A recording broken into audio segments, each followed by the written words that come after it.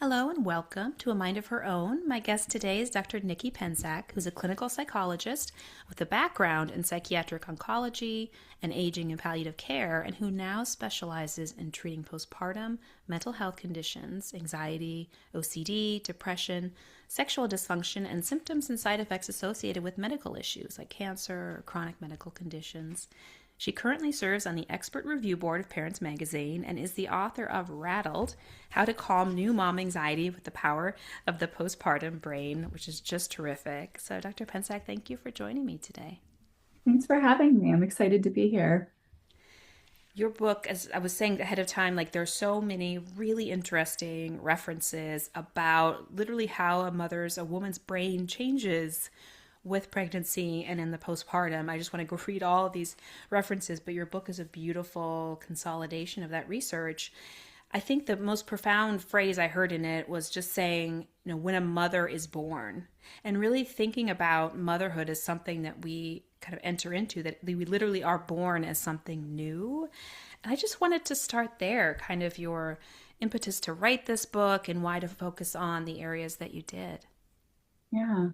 Well, I think that before I became a mother, there was not very much preparation. And I'm a clinical psychologist, and I was sort of developing this program of research with working with caregivers and stress management. And personally, around that time, I became a mother and I ended up suffering from postpartum twice. And the second time, pretty severely. It was during COVID. My son was in the NICU. It was pretty stressful. I ended up hitting my rock bottom, sort of going through postpartum in real time, diagnosing myself. And because I followed my own advice, I had set up my mental health care village ahead of time and followed my own advice. So, anyway, I hit rock bottom and then I got through it, felt better in a matter of days with good treatment and having everything in line. And then when I was on the other side, really thriving a couple months later, I wanted to understand what happened. I was really surprised that I went through postpartum, being an expert in mental health treatment and treating anxiety and depression. And then I went to the research as an academic psychologist and uncovered a story that's not being told that I felt like everyone needs to hear. And it's that when you become a mom, it's a whole new developmental phase. It's like adolescence, but for moms. And there's actually a term for it. It's called matrescence, and you may or may not have ever heard of it. But it's a neurocognitive developmental phase where your brain changes rapidly, fine-tuning and priming itself for new learning. Every system in your body changes, your identity changes, your hormones change, your relationships change. But really no preparation for it whatsoever, like no roadmap. When you go to the doctor, everything's focused on the baby, right? So I was sort of shocked by uncovering how much there really is in the brilliance of these brain changes. And I really wanted to get the research out there to the layperson. So that's why I had to write the book Rattled. I love that. And I appreciate you sharing your own story and being treated for OCD in the postpartum. And one thing you comment on is how hard it can be that we're supposed to like self-assess as women, even in that postpartum period, somehow know what we're supposed to feel like, what is abnormal, like trying to understand that, especially when you're experiencing those symptoms and potentially at your own rock bottom. So I'm wondering if you could comment a bit on the challenge of being able to be aware of ourselves in these really difficult moments and how difficult that can be, even for someone like you said, with your expertise and background. Yeah. I mean, I think when you become a mom, I mean, biologically, your brain is hardwired to attune to the baby, right? So everything biologically is pulling you to take care of this completely dependent baby and keep it alive, right? And that's all consuming. And we're preoccupied with the baby. And so focusing on ourselves is counterintuitive. It doesn't make sense because it just pulls you away from the thing you're supposed to be doing, right? And so I think that that's part of it. Another part of it is that there's this mother martyrdom culture out there where the greater the sacrifice, the better the mother. And it sort of feels selfish, or there's a stigma against mothers really taking care of themselves and putting themselves, first, or even making their self-care a priority during the time when they're supposed to be caring for a newborn. And so I think that you're working against a lot of, cultural stereotypes and also biology. Right. And that was so fascinating that, we hear about things like mommy brain when we're pregnant or in that postpartum, and some of that is just sleep deprivation and many other changes. But could you speak a bit about just the remodeling, like the literal remodeling of our brains when we are pregnant and then when we have our babies? Because I think what's often missed, as you may have maybe pointed out, is that there are many positive changes, that there are really structural improvements, even. And I think that, wow, I don't think that message is out there. Yeah, I don't think so. That's why I had to write the book because Mm-hmm. is incredible, and mothers don't know the brilliance of this postpartum brain and how it's changing and fine-tuning itself to run more efficiently. So basically, some parts get smaller, some parts get bigger. There's what's known as synaptic pruning. It's getting rid of all these neural networks that you don't need to take care of your baby. And it's probably why you won't forget to order the diapers or to feed the baby at certain schedules and whatnot.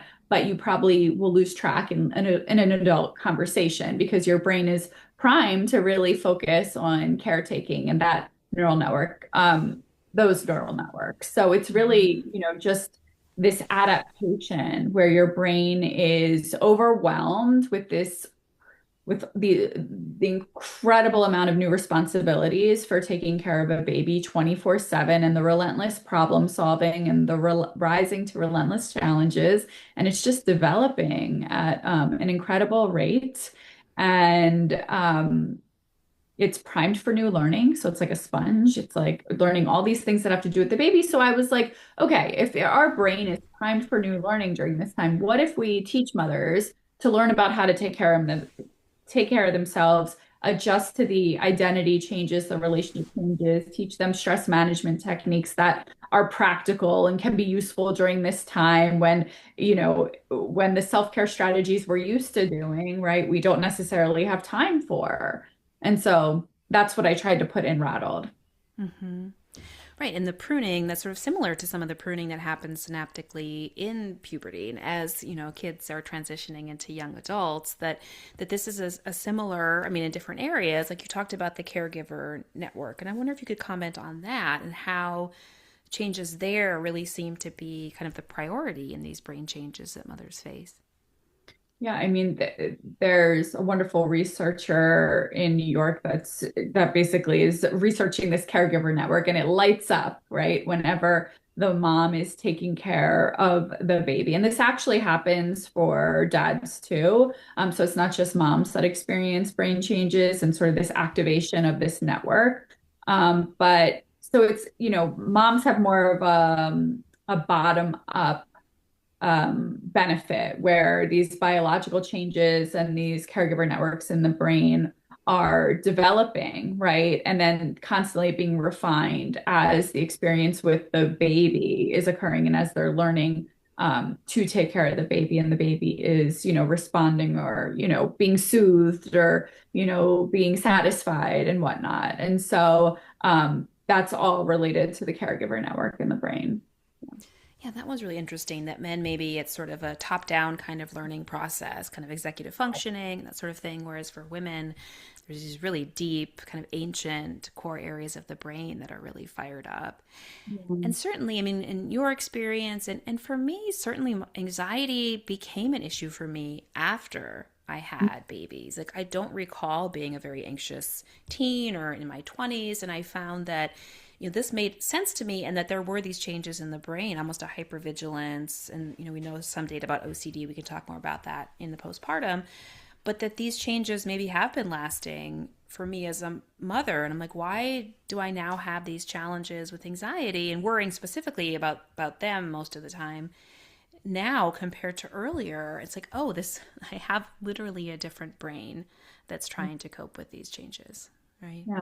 I mean, it's overwhelming. You're having a completely dependent being on you. So your job is to protect them. So of course your brain is going to do its thing and it's adaptive that you would start worrying about the baby because basically you're protecting them from danger and anticipating dangers.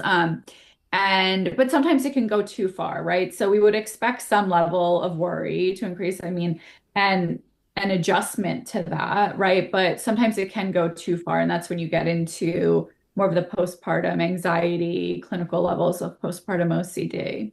So your brain Mhm. can be doing everything right, and even doing it right um, more than other brains, for example. Like I found in the research that I was uncovering that the quicker your brain is adapting and the more it changes, the more vulnerable you are to experiencing postpartum. So it's like the more biologically that it's doing right, the more likely you may be to experience perinatal mental health conditions.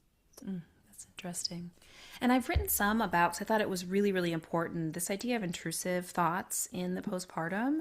And upwards of 90% of new mothers experience them. There are some that are more, I'm afraid something bad might happen to the baby. There are different kinds where they're afraid they might do something to harm the baby. And then, of course, we have the much more rare, psychotic depressions, postpartum depression, where there really is true risk. But could you comment a bit just on kind of how we think about the brain changes and how that might affect this idea of intrusive thoughts, or having these images of something happening to the baby, which are so disturbing? And I think many women, myself included at the time, didn't talk about. So it was like, this is not what I'm supposed to be thinking, you know? Right. I mean, I think that that's the common experience because they're so scary, right? When you have these thoughts and it's like, where did these come from? I never had these kind of thoughts before, but actually you're right. It's, over 90% of parents experience intrusive thoughts.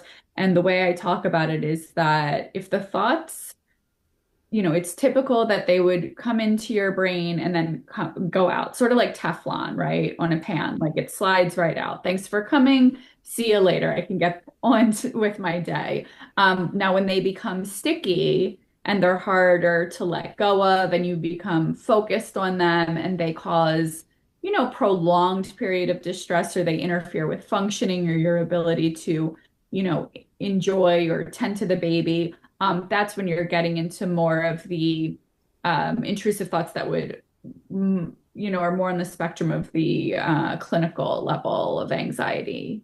And so you Mm-hmm. always want to, maybe talk to someone about it. I know that it's scary to talk about those thoughts, but the more you talk about it, the more it normalizes it. And, again, over 90% of parents experience this. So it would be expected that you would have these disturbing, intrusive thoughts. It's just about how frequent they are, how severe they are, and how much distress do they cause.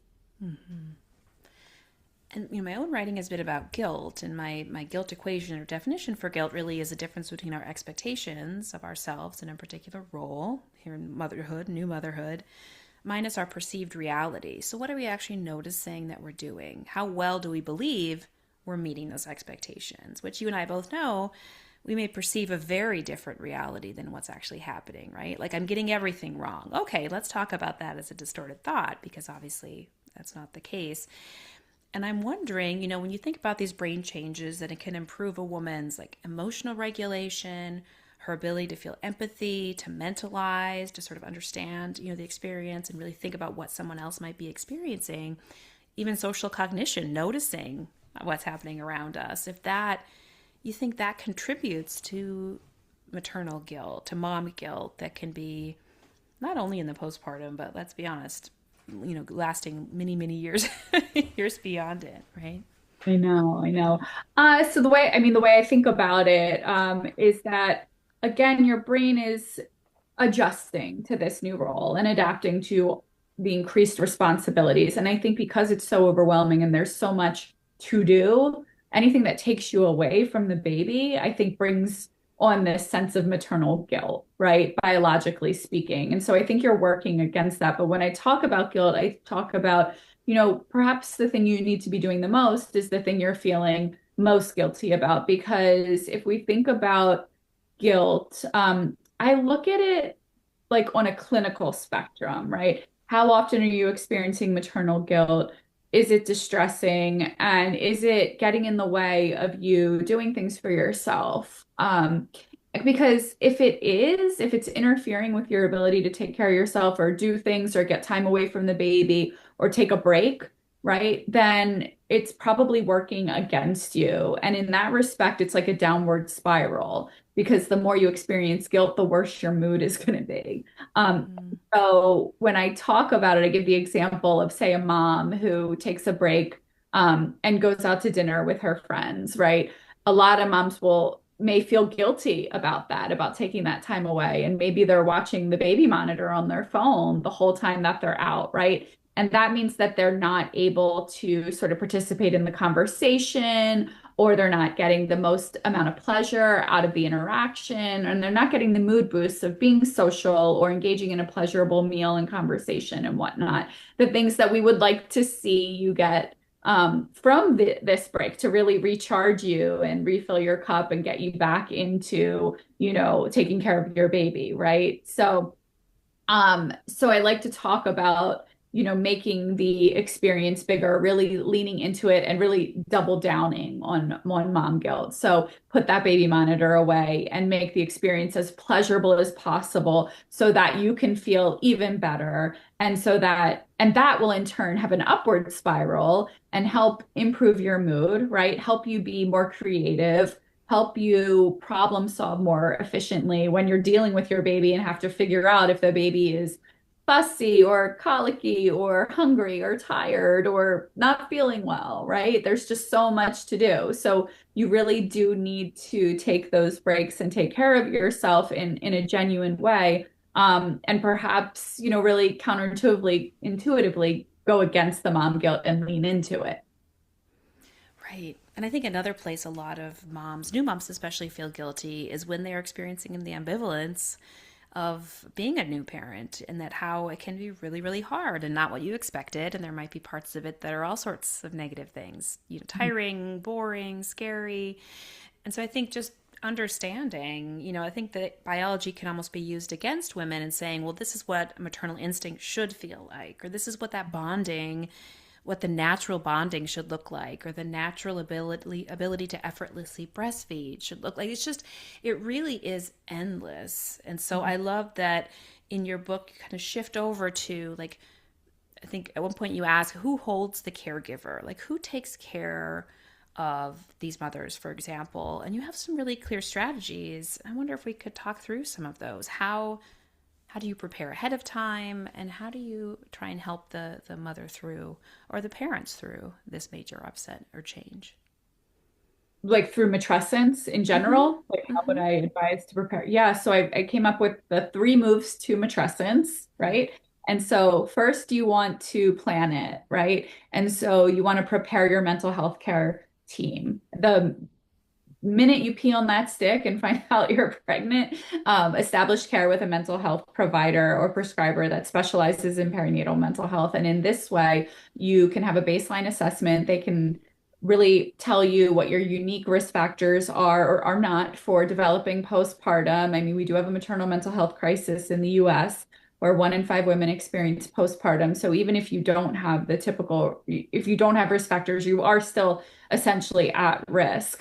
But meeting with someone ahead of time before you give birth can tell you, okay, you have a family history of this, or you have, this risk factor. So I would recommend follow up at these certain vulnerable time points. And also, it can take months to get in with a provider. It can take months to find out, or a couple different tries. Who do you want to work with? Who do you trust?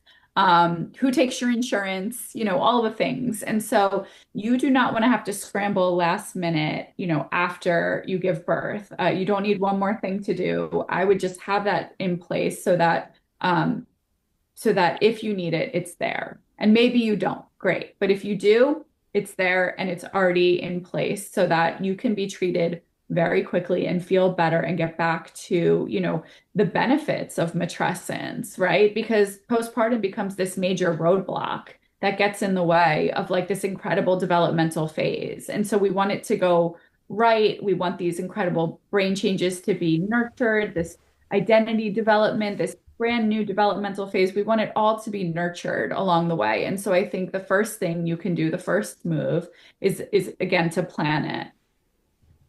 And then you want to name it. That's the second move. And naming it is understanding that it is matrescence. It's a neurocognitive developmental phase in the same way that we understand what adolescence looks like and how to support teens, right? I think the general public knows what that developmental phase looks like. We Hmm. need to educate the general public and mothers and families and systems to understand that matrescence is a developmental phase that happens in a much briefer period of time, but it comes with identity changes, emotional changes, mom rage, mom shame, mom guilt, baby bonding, right? There's back to work, transitions, your marriage might suffer, your partnership might suffer.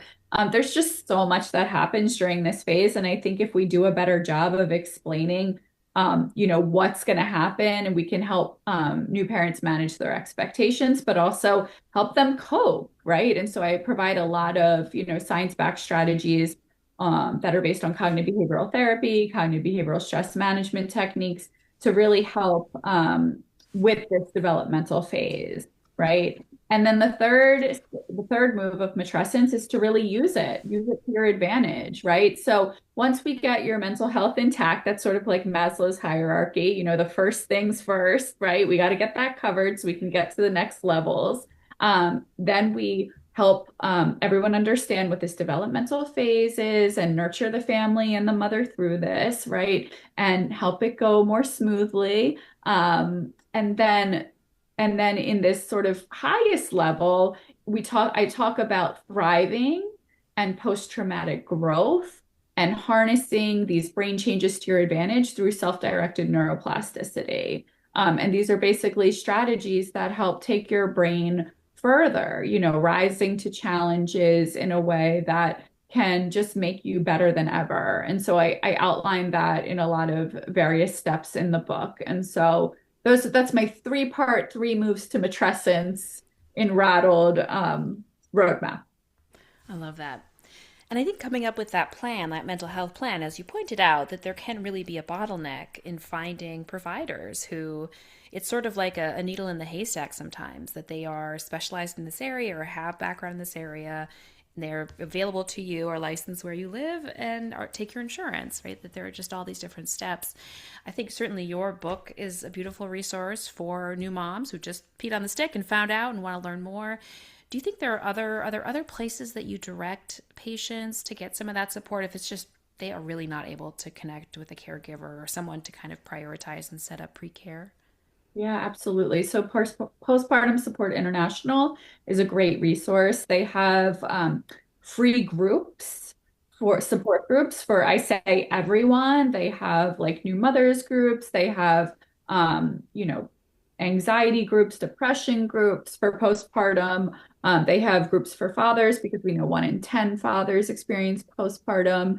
And so I would definitely check out their website. So they have the groups going on, but then they also have this great database of providers that specialize in perinatal mental health and are certified. And that's on their website as well. So you can search by state to see who's local to you, or if, you can also do virtual therapy.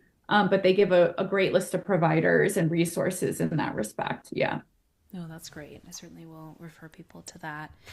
So, some of the areas you talk about, I mean, when I'm working with patients who are struggling with anxiety or depression or other mental health challenges, first of all, I love the idea that we're treating those in order to take advantage of matrescence and the really positive brain changes.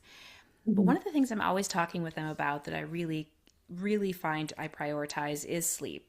And could you kind of you describe this protected sleep calendar, which sounds lovely. I like that even now. But could you describe how one sets that up? What does that look like? And why is that helpful?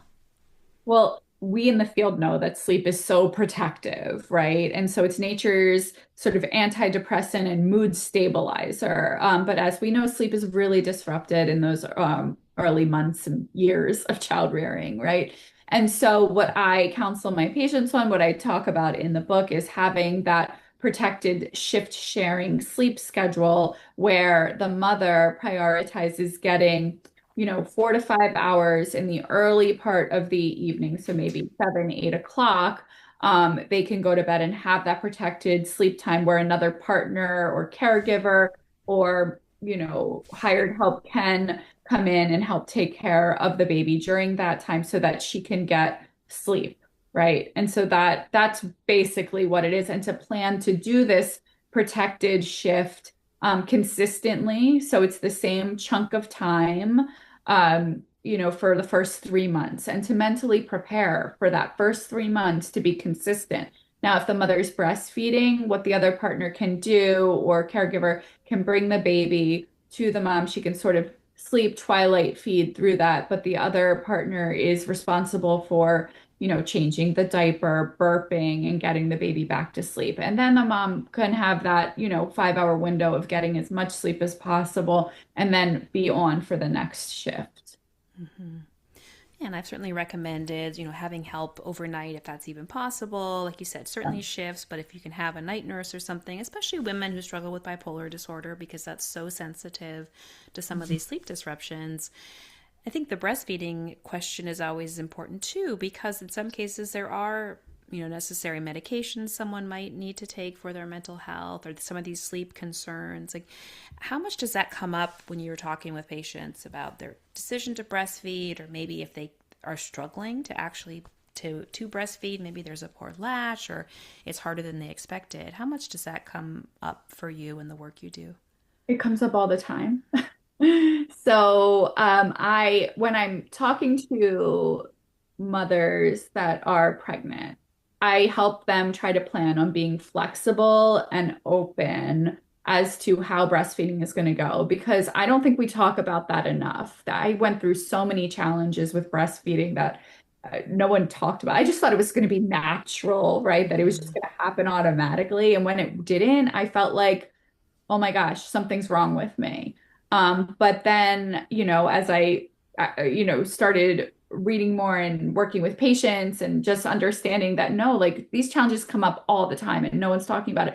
Why don't we talk about this sooner, right? You have to plan to be flexible and adapt to those challenges. And so I'm always, I'm a clinical psychologist, so my priority for my patients and, in the book, what I'm advocating for is to never sacrifice your mental health for breastfeeding.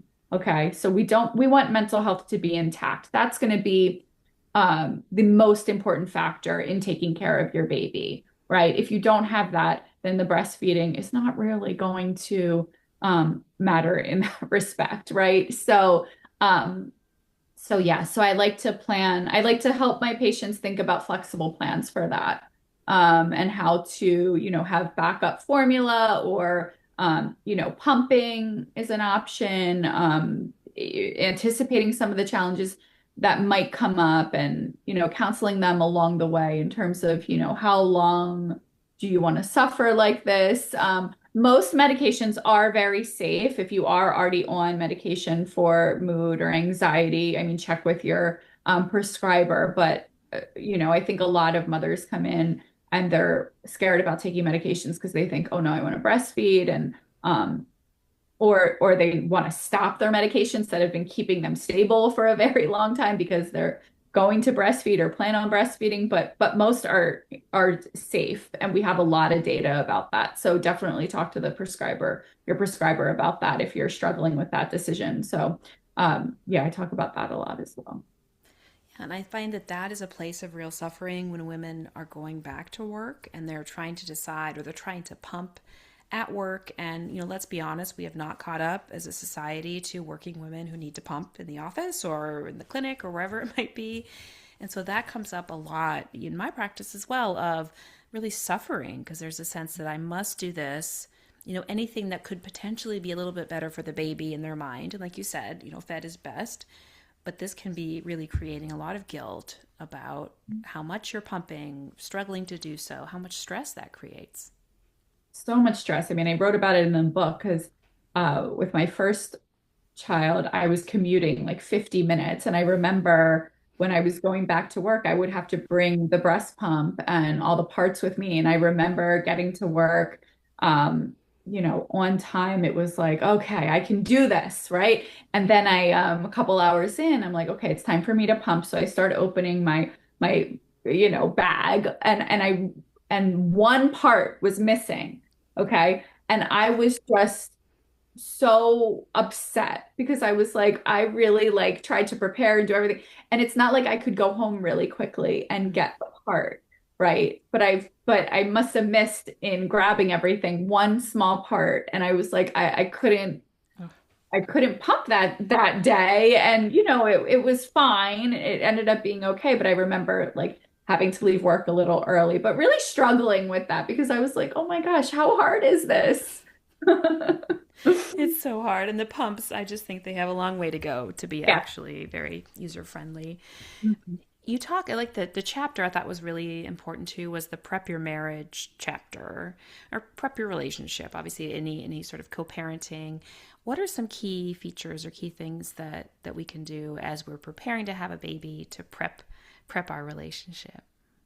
I think working on, open communication, I think having, frequent check-ins with how this is going and how you can, talk about division of labor inside the home and who's going to be responsible for what and what it means to be psychologically responsible for tasks really helps. If you understand that, before you have the baby and have frequent, talks about how to adjust things to make it less stressful inside the home. I also think managing expectations. I mean, your relationship satisfaction is going to plummet in those early months and, even years of childbearing, and just know that that's sort of typical. And so that you're not, something's not really wrong in the marriage.